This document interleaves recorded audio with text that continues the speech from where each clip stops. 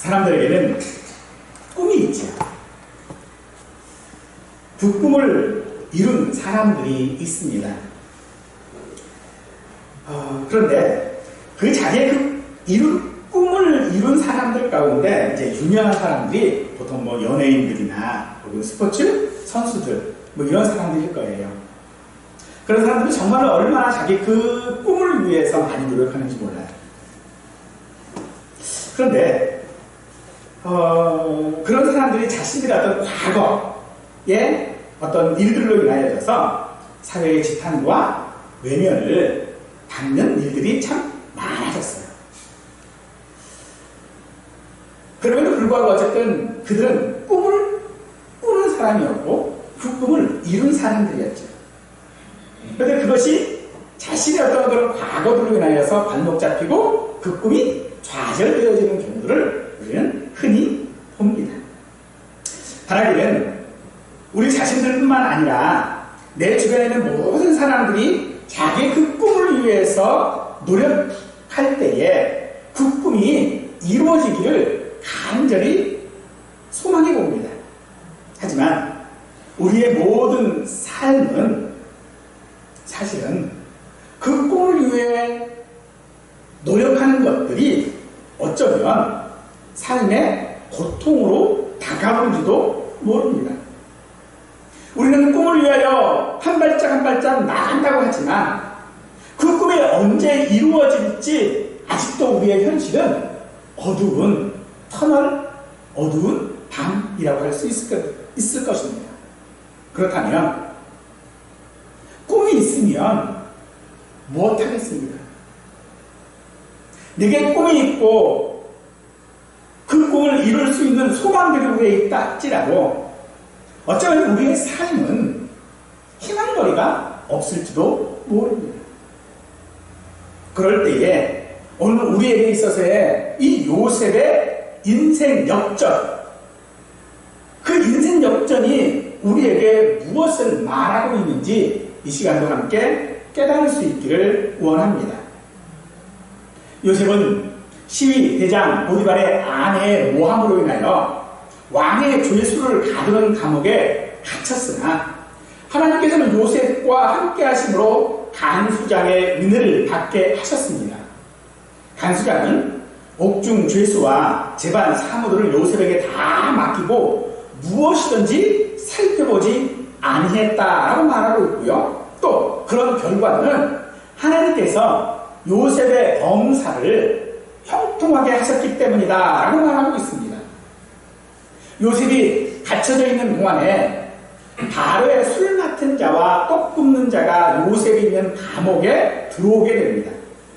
그리고 그 두 사람은 동시에 꿈을 꾸게 되어지는데 요셉은 그들의 꿈을 해석해 주었고 바로의 생일에 술 맡은 간원장은 그 직을 회복했지만 떡 굽는 간원장은 죽었게 되었습니다. 요셉은 술 맡은 간원장에게 자신의 모든 사정들을 이야기하고 자신의 직이 회복되었을 때에 자신을 기억해달라 그리고 자신을 구해주기를 부탁했지만 이 술 맡은 간원장은 요셉을 잊어버렸습니다. 그런데 사실 이런 경험을 잊어버린다, 망각할 수 있다. 사실은 그렇지 못할 겁니다. 그런데 성경이 이 술 맡은 간원장이 요셉을 잊었다라고 말하고 있는 것은 아마도 고의로 요셉의 그 일을 이 술 맡은 간원장은 말하지 않았을 가능성이 더 크다라고 볼 수 있겠지. 그 후 2년이 지나 바로가 꿈을 꾸었는데 이를 해석하는 사람이 없었습니다.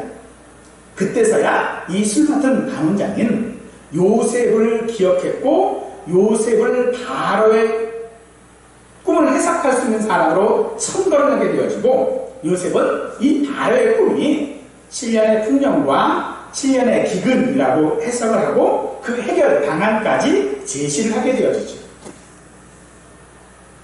그리고 요셉은 그 꿈을 해석하는 이는 자기 자신이 아니라 하나님이라고 고백하게 되어집니다.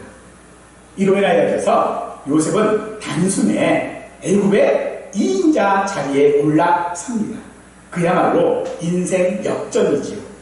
17세에 노예로 팔려와서 30세에 총리가 되고, 그리고 7년의 통령기간이 지난 다음에 여전히 세상에는 기근이 엄습했고 또 가나안 땅에도 예외는 아니었습니다. 야곱은 식량 고갈을 염려하여 아들들을 애굽으로 보내 식량을 사오도록 했는데, 그 식량을 구하라고 온 형들을 요셉이 알아보게 되어지고 그 형들을 밀정의 혐의를 뒤집어 씌웁니다. 갑작스러운 식량난으로 인하여져서 약탈과 혹은 군사적 침략들이 우려되는 시기였기에 요셉의 그 밀정 혐의는 느닷없는 그런 조치는 아니었을 것입니다. 하지만 요셉은 형들에게 그 밀정의 혐의에 대하여서 스스로 결백하다라고 하는 것을 증명하도록 요구를 하게 되어지지요. 저는 이 본문을 통하여서 두 가지의 질문과 그에 대한 답을 생각해 보고자 합니다. 먼저는 과연 요셉이 꾼 꿈, 그 꿈이 과연 누구의 꿈인가 하는 것입니다. 우리가 꿈을 꾸는가?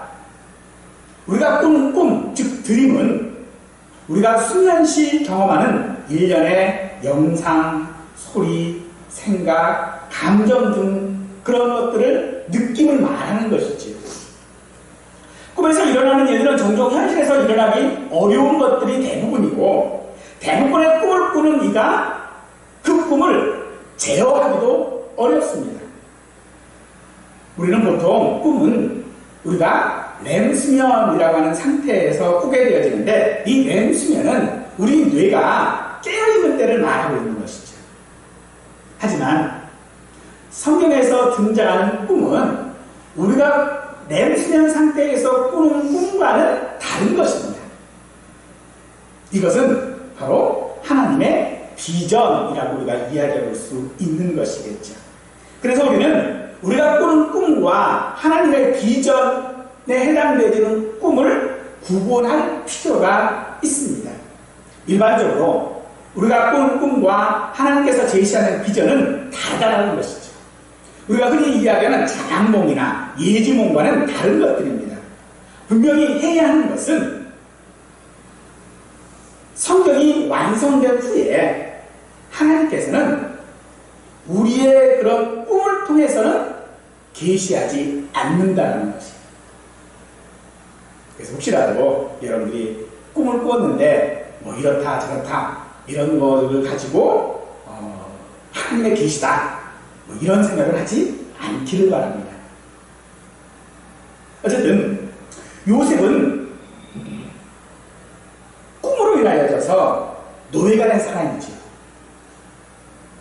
형들이 그 요셉의 꿈 그것 때문에 요셉을 팔아먹었거든요. 그런 요셉 앞에 꿈으로 인하여 괴로워하는 이들이 나타나게 되어집니다. 술 맡은 관원장과 떡 굽는 관원장은 그들이 감옥에 있어서 지금 슬픈 것이 아니고 자신들의 그 꿈 때문에 지금 근심하고 있는 것입니다. 꿈은 사람의 영역이 아닙니다. 사람이 통제할 수 있는 대상도 아닙니다. 우리는 이 꿈을 수동적으로 받아들일 수밖에 없는 그런 상태에 있는 사람들입니다. 바로는 애굽의 모든 상황을 통제하는 사람이지요. 그 자신의 말 한마디로 다른 사람들이나 다른 나라의 운명을 바꿀 수도 있는 사람이 바로입니다. 그런 바로조차도 하나님의 꿈 앞에서는 그저 힘없는 한 사람이요 소충책인 사람에 불과한 것입니다. 바로 역시 꿈으로 인하여 그래서 근심하게 되어지지요. 자신의 모든 권력으로도 감당하지 못할 근심을 하게 되어집니다. 그 나라의 제일 지혜롭고 탁월한 수객들과 박사들도 그 꿈 앞에 그저 무력할 뿐입니다. 현재를 자기 마음대로 지배하고 통제하는 힘과 지식과 자원이 있어도, 그런 권력들이 있어도 내일을 맞이할 수 있다라고 하는 장담은 사실 그 누구도 할 수 없는 것이겠죠. 그러므로 내일을 보장할 수 없는 힘과 권력도 결국은 꿈이라고 할 수 없는 것입니다. 이것이 바로 사람의 한계입니다. 연예인들이나 스포츠 스타들이 자기의 꿈을 이룬다 할지라도 자신의 과거 때문에 그 꿈이 다 산산투서지는 그런 모습들을 보았을 때에 그 누구도 자기 마음대로 그 꿈을 이룰 수 있다고 할 수 있는 사람은 없다라는 것이겠죠. 사람들은 작은 바이러스로 인하여 무너진 세상 가운데 삽니다. 이 사실들을 그 누가 예측할 수 있었겠습니까?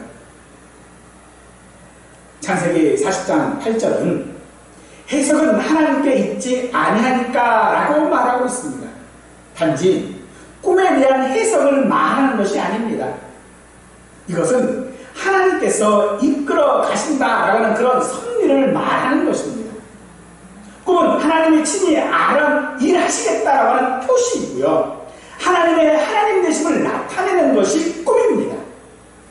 우리의 삶에 하나님의 꿈이 이루어지도록 우리는 그저 순종해야 하는 것이고 그 상황들을 수용해야 하는 것입니다. 그러므로 우리의 꿈, 희망이 아니라 하나님의 비전을 깨달을 수 있기를 원합니다. 우리가 이것들을 사명이라고 하든지 소명이라고 하든지 그 꿈은 내 것이 아닙니다. 그 꿈은 하나님의 꿈이고 하나님의 비전이라는 것입니다. 그렇다면 그런 꿈, 요셉에게 하나님께서 주셨던 그 꿈은 언제 이루어지는 것일까요? 요셉은 꿈을 해석하면서 40장 14절에서 내게 은혜를 베풀어서 내 사정을 바로에게 아뢰어 이 집에서 나를 건져주소서라고 술 맡은 관원장에게 부탁을 하지요. 이건 자연스러운 기대일 수밖에 없습니다. 하나님께서 주신 기회라고 여길 수도 있을 것입니다. 하지만 술 맡은 관원장은요, 망각해버립니다. 잊어버립니다. 그리고 2년을 더 기다려야 했습니다.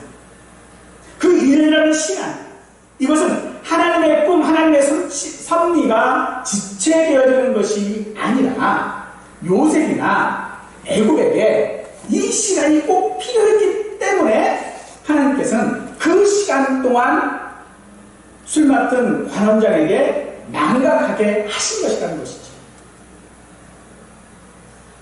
하나님의 섭리는 이 요셉의 기대, 그 기대는 무너졌지만 하나님의 꿈, 하나님의 비전은 여전하다라고 하는 것을 보여주는 것이겠죠. 하나님은 2년의 망각마저도 최적기에 사용하셨습니다. 그래서 바로가 애굽의 술객들과 박사들보다 히브리 노예의 능력을 더 신뢰할 수 있었던 것, 바로 그것은 그 시간이 있었기 때문이라는 것입니다. 만일 이 술 맡은 관원장이 즉시로 요셉의 구명을 위해 바로에게 말했다면 어떤 결과가 있을까요? 술 맡은 관원장이 바로에게 자기가 이렇게 될 것을 히브리 노예가 이야기하더라 라고 한다면 모든 상황들을 통제할 수 있다고 생각하는 이 바로가 과연 그 이야기를 귀담아 듣고 요셉을 구원했을까요? 물론 구원할 수도 있었겠죠. 그러나 여전히 그는 노예였을 것이고 또 다른 사람의 노예가 될 수밖에 없었을 것입니다. 하지만 하나님께서는 그 2년이라고 하는 시간을 망각하게 하심으로써 가장 적기에 요셉이 신뢰받을 수 있도록 하신다는 것이죠. 요셉은 꿈의 해석은 하나님께 있다라고 말하고 있습니다. 자신의 꿈을 하나님이라고 말하고 있는 것입니다. 그래서 하나님을 인정하고 의지하는 것이고 하나님이 보여주시는 그 길을 따라 가는 것이다라고 말하고 있는 것입니다. 요셉은 자신의 꿈을 자신의 한계 가운데 두지 않았습니다. 사람들은 보통 자신의 한계를 스스로 정하지요. 나는 여기까지는 할 수 있어. 그래서 사람들은 매일 꿈을 위해서 노력할 때 외치는 말인 거죠. 나 할 수 있어. 난 할 수 있어. 그것은 자기 한계를 정해놓는 거예요. 나는 저기까지는 할 수 있다는 거예요. 하지만 하나님께서 우리에게 주시는 꿈은 우리가 정하는 한계가 아닙니다. 오히려 하나님은 우리의 그 한계를 더 뛰어넘는 비전으로 우리에게 주시는 분이십니다. 요셉은 단지 그 감옥에서 자신이 나갈 수 있기만을 원했던 것이 요셉의 꿈이었습니다. 하지만 하나님께서는 그런 요셉을 더 뛰어넘게 하셔서 애굽의 2인자가 되게 하셨던 것이죠. 바로는 요셉을 총리로 삼습니다. 당장 일들을 해결하는 것들이 시급했기 때문이기도 할 것입니다만 요셉은 그 모든 문제들에 있어서 당장의 문제를 풀고 해석하는 것보다 더 중요하게 생각하는 것이 요셉에게 있었습니다. 바로 방향입니다. 하나님의 꿈은 우리가 하나님께 나아가도록 하는 것입니다. 이것이 바로 꿈을 이루는 방법입니다. 우리의 꿈이 이루어진다라고 하는 것은 바로 우리가 하나님 앞에 나가는 것을 말한다는 것입니다. 내가 소원하는 어떤 일들이 이루어지는 것이 내 꿈이 이루어지는 것이 아니라 그 꿈을 통하여 우리 한 사람 한 사람들이 하나님 앞에 나갈 수 있었다라고 하는 것, 그것이 오늘 하나님의 꿈이고 하나님의 비전이라고 말한다는 것이죠. 과연 하나님께 향하지 않는 모든 인류가 마침내 도달한 모습이 어떤 모습이었습니까? 전쟁, 독재, 인종차별, 혐오, 빈부격차, 자연파괴, 또 코로나19와 같은 팬데믹 등 우리가 겪고 있는 고통들은 어쩌면 우리가 하나님께 향하지 않은 우리의 목적지가 되지 않았을까요? 역사는 힘을 가진 자가 만들고 농사는 자연 현상에 따라 진행되는 것이 아니라 하나님의 존재하는 모든 것들을 하나님은 섭리하시는 분이십니다. 따라서 이 땅에 있는 모든 것들은요, 하나님의 그 비전, 하나님의 그 꿈을 섭리하고 그 꿈이 실현되도록 하는 대상일 뿐이라는 것이죠. 거기에 우리 사람들도 예외는 아닐 것입니다.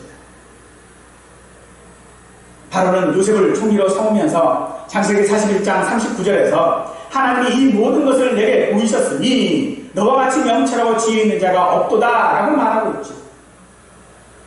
이런 사람만이, 그런 능력을 가진 사람만이 현실을 타개할 수 있다라고 말하고 있는 것이 아닙니다. 요셉이 하나님의 이끄심에 순종했다라고 하는 고백이 바로 바로의 이 고백인 것입니다. 하나님은 13년 동안 요셉에게 일어난 그 모든 일들을 다 선하게 사용하셨습니다. 우리 성도들의 삶도 하나님께서 그 모든 과정들을 다 선하게 사용되어질 것이고 또 사용하실 것을 믿을 수 있기를 간절히 축원합니다. 요셉은 자기의 삶에 충실했고 모든 사람에게 진실을 했습니다. 그러나 그의 삶은 계속 꼬여만 가고 도대체 풀리지 않는 실패와 같은 삶을 살았습니다. 요셉의 삶은 요셉의 어떠함으로 가는 것이 아니라 하나님의 함께 하시는 은혜, 즉 형통함으로 이끄는 삶이다라고 하는 것을 우리는 요셉의 인생 역전에서 배울 수 있는 교훈인 줄 깨닫기 바랍니다. 식량을 구하기 위해 애굽에 온 형들을 요셉 앞에 절을 하죠. 그때 요셉은 형들을 알아보고 요셉 자신이 꾼 꿈을 생각하게 되어집니다. 형들의 곡식단이 자신의 곡식단에게 절하는 꿈을 생각하게 했다는 것이죠. 바로 그 꿈이 이루어진 순간입니다. 그러나 요셉은 형들이 자신에게 머리를 숙이는 것이 꿈의 성취라고 생각하지 않았습니다. 요셉이 애굽의 총리가 된 것을 꿈의 성취라고도 생각하지 않았습니다. 만약 그랬다면 자신의 정체를 드러내지 않았을까 생각합니다. 요셉은 9절에서 그들에 대하여 꾼 꿈을 생각하고 그들에게 이르되 너희는 정탐꾼들이라 라고 말하고 있습니다. 꿈을 생각하고 한 행동이 형들을 밀정으로 몰아붙이고 있는 거예요. 요셉은 자기의 꿈을 유념하고 있었습니다. 그 꿈을 늘 생각하고 있었다는 것입니다.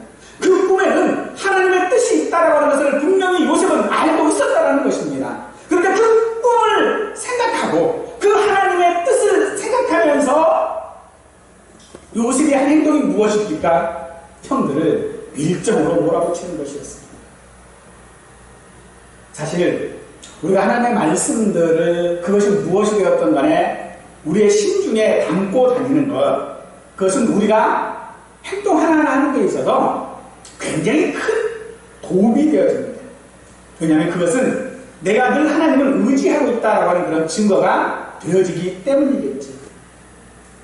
그런 면에서 그 꿈을 생각하고 있는 이 요셉의 행동은 사실은 이해가 가지 않습니다. 총리가 된 후 7년 동안 7년의 시간이 이미 지났고 그 시간 동안에 그는 결혼도 했고요. 아들도 2명 낳았어요. 그 기간 동안에 동생 베냐민이 보고 싶었을 것이고 아버지의 안부가 분명 궁금했을 것입니다. 이제 요셉은요, 노예도 아니고 옥에 갇혀있는 사람도 아닙니다. 애굽의 2인자로서 그는 무엇이든지 할 수 있었을 것입니다. 또 그가 총리로 있으면서 애굽을 순회했어요. 애굽을 돌아다녔어요. 그때에 얼마든지 고향에도 갈 수 있었어요. 애굽에서 가나안까지의 거리는요, 약 한 6, 7일 정도. 아마 요셉이 말을 타고 간다면 3일 정도는 갈 수 있는 거리였어요. 얼마든지 갈 수 있는 거리거든요. 또 형들을 보았을 때에, 형들이 곡식사러 왔었던 그 모습을 보았을 때에 자기를 죽이려고 하다가 노예로 팔아버린 것에 대해 복수할 수도 있었습니다. 반면에 형들을 이미 다 용서했다면 자신이 누구인지를 분명히 밝힐 수 있었을 것이에요. 그런데도 우리의 그런 예상과는 전혀 달리 요셉은 지금 형들을 밀정이라고, 정탐꾼이라고 몰아붙이고 있는 거예요. 그러면서 형들에게 스스로 밀정이 아니라 정탐꾼이 아닌 것을 스스로 증명하라고 지금 말하고 있는 것이죠. 지금 진실 게임을 하고 있는 게 아니잖아요. 예, 아니요 라고 단지 대답할 수 있는 것도 아니잖아요. 어떻게 우리가 자신이 정탐꾼이 아니라는 것을 자기 스스로 어떻게 증명하겠어요? 아닌 건 분명하지요. 근데 증명할 길이 없어요. 그럼에도 요셉은 형들에게 증명하라고 좀 하고 있는 거예요. 우리는 하나님의 선택받은 성도이지요. 우리가 성도인 것을 여러분 어떻게 증명하겠습니까? 오늘 내가 살아가고 있는 이 삶이 하나님이 이끌어 가시는 삶이다라고 하는 것을 어떻게 증거하고 어떻게 증명하시겠습니까? 지금 요셉은 그런 우리에게 내가 성도인 것을 증명해라 라고 말하고 있는 것입니다.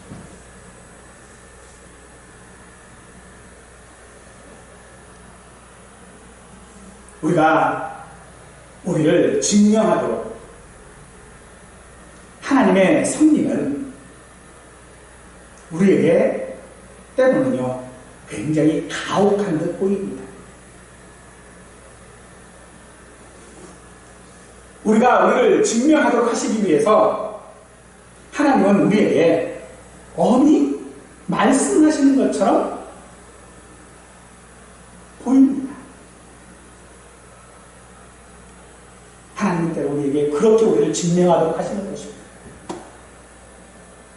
형들은 11절과 또 13절에서 우리들은 12형제로서 가나안 땅 한 사람의 아들들이라 라고 자신을 증명하고 있지. 이런 확실한 사실입니다. 형제 중 누구도 이 사실을 부정할 수 있는 것은 없습니다. 하지만 그 말이 사실인 것을 증명하기란 불가능하지. 하나님께서 우리를 선택하시고 우리를 구원하시고 있다라고 하는 이 사실들에 대하여 우리는 확실합니다. 그런데 증명할 수는 없어요. 우리는 하나님의 자녀요 하나님의 선택을 받은 자임을 믿으시기 바랍니다. 그렇다고 해서 이것을 증명할 길이 없잖아요. 어떻게 증명할 수 있을까요? 요셉은 형들에게 그것을 증명할 수 있는 방안 하나 제시를 하지요. 바로 막내 동생인 베냐민. 아마도 베냐민은 이때 나이가 적어도 30세 정도는 됐을 거예요. 이 베냐민을 데려오라 라고 말하고 있습니다. 쉬운 방법이지요. 베냐민만 데려오면 되는 거잖아요. 그런데 이 제안을 받은 형들은 안도하지 못합니다. 오히려 더 큰 일을 당한 것처럼 괴로워합니다. 특히 장남인 루벤은 더 괴로워하죠. 한 사람의 아들들이라고 하는 사실들을 증명하기 위해 베냐민을 데려오도록 하는 것. 왜 베냐민을 데려오라고 했을까요? 왜 한 사람의 아들들이라고 하는 그 증거로서 베냐민이 필요했을까요? 그런데 형들의 반응은 더 어려워요. 왜 그게 괴로운 일일까요? 오늘 이 이야기는요, 오늘날로 이야기하자면 우리에게 전도하라는 것입니다. 내가 성도이고 내가 하나님의 자녀이고 내가 하나님의 선택을 받은 자라면 전도하라는 거예요. 우리의 처지를 생각하면요, 전도하는 건 너무 어려워요. 말은 쉬워요. 얼마나 말이 쉽습니까? 전도하라는 거요. 근데 그 말을 듣는 우리는요, 괴로울 수밖에 없습니다. 내 처지가 전도할 처지가 아니거든요. 내 형편이 전도할 처지가 아니거든요. 누군가에게 와서 전도하면 너나 잘하세요 하는 소리나 들을 게 뻔하거든요. 형들의 괴로움이 뭐라 그랬습니다. 베냐민이요, 아버지의 생명이었어요. 요셉이 읽고 난 이후에 베냐민은 아버지의 생명이었어요. 그런 베냐민을 다시 데려오려니 나중에 야곱이 또 얘기하죠. 내가 내 생명을 빼앗는 거다.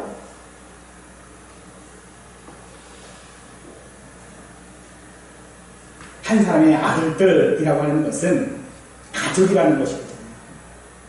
전도한다라는 거요, 이것은 결국은 우리를 어떤 하나의 가족으로서 묶는다라는 것입니다. 이 묶는다라는 것은 그저 혈연이 아니거든요. 혈연이든 혹은 다른 것이든 우리를 묶는 것입니다.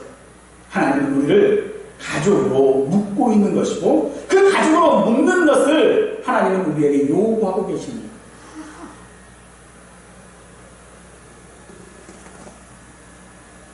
밀정으로 몰아가는 요셉으로 인해서 형들은 자기 자신의 과거와 마주하게 되어지죠.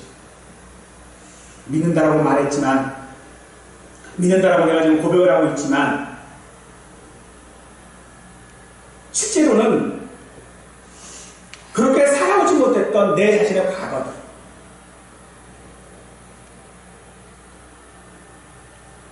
그 잘못된 것들, 우리는 그것들을 통하여져서 지금 우리가 어떻게 살아왔는지를 통하여져서 비로소 내가 어떻게 살아가야 되는지에 대한 방향을 제시받게 된다는 것입니다.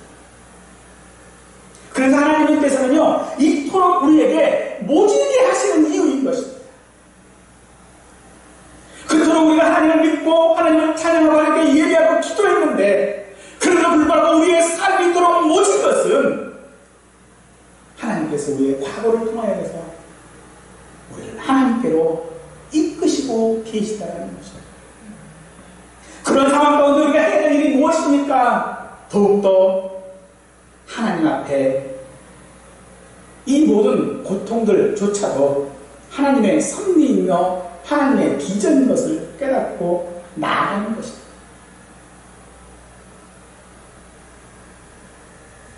우리의 과거의 삶이 어떠했든지 우리가 누구인지 우리는 알아야 합니다.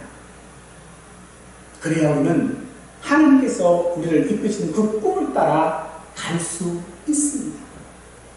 그래서 우리의 꿈이 무엇이든지 우리의 삶은 내가 살아가는 것이 아니고 내가 열심히 하는 것이 아니고 하나님께서 섭리하고 이끌어 가시고 계시다는 사실들을 우리는 믿어야 할 줄로 압니다. 따라서 우리의 지금의 상황이나 미래가 불투명하다 해도 하나님을 의지해야 합니다. 우리의 삶에 하나님의 엄한 섭리가 있다 할지라도 우리는 하나님의 그 긍휼하심을 바라보아야 할 것입니다. 하나님께서는 우리가 현세에서 고통 가운데 있을 때 우리가 하나님 앞에 설 수 있도록 모든 여건들을 만들어 가시는 분이기에 우리는 이런 상황 가운데서도 좌절할 필요가 없습니다. 그렇게 힘들었던 사건들과 경험들이 우리가 하나님 앞에 설 수 있게 하기 위하여 꼭 필요한 시간들이었던 것입니다. 그 시간들이 없다면 우리는 하나님 앞에 설 수 없었다는 것입니다. 하나님께서는요, 요셉의 삶 가운데서 한 번도 요셉을 외면한 적이 없으십니다. 그런 하나님의 섭리가 오늘도 우리에게 긍휼을 베푸사 우리의 삶 가운데서도 역력하게 나타나실 수 있기를 간절히 축원합니다. 히브리서 12장 11절 말씀입니다. 무릇 징계가 당시에는 즐거워 보이지 않고 슬퍼 보이나 후에 그로 말미암아 연단받는 자들은 의와 평강의 열매를 맺는다. 우리의 삶에서 고통에 대한 우리의 반응은요, 오직 육체적인 한 것뿐이었을 것입니다. 가련한 우리는요, 믿음으로 행하는 대신 보는 것과 듣는 것과 느끼는 것들로 판단하며 살아갑니다. 그래서 하나님의 뜻은 안중에도 없습니다. 형들이 요셉의 부르짖음에 응답하지 않고 요셉을 너로 팔아버렸던 것처럼 우리는 우리의 과거를 부정하려고 하고요, 우리의 고통을 부정하려고 하고요, 우리의 환경을 부정하려고 합니다. 이것이 얼마나 어리석은 일인지 모릅니다. 요셉이 형들에게 팔려 노예가 된 후 총리가 되어 형들을 만났을 때까지 그의 삶은 풀리지 않았습니다. 형들의 삶도 아버지 야곱의 삶도 아마도 그러했을 것이 분명합니다. 하지만 후에 그 후에 열매를 맺는다라고 말하고 있는 것입니다. 사랑하는 성도 여러분, 오늘 우리의 삶에요, 이 환경과 이 상황과 이 고통이 얼마나 더 지속되어질지, 혹은 그 강도가 얼마나 더 강할지 우리는 알 수 없습니다. 그러나 우리는 믿어야 합니다. 하나님께서 나를 사랑하고 주고 계시고, 하나님께서 나에게 하나님의 그 꿈을 이루시기에 우리는 그 사랑을 믿고 하나님께 우리가 누구인지를 호소해야 하고, 우리가 누구인지를 우리 스스로 증명해야 하는 것입니다. 요셉은 꿈의 해석은 하나님께 있다라고 했습니다. 이는 꿈을 꾸게 하시는 분도 하나님이시고 그 꿈을 이루시는 분도 하나님이라고 하는 것을 말하는 것입니다. 그러므로 우리의 삶은요, 그것이 고통이든 힘든 것이건 슬픈 것이건 내 삶이 아니라 하나님의 꿈입니다. 우리의 삶을 통해 하나님의 꿈을 이루실 수 있기를 원합니다. 우리가 어리석다는 것도 하나님은 아십니다.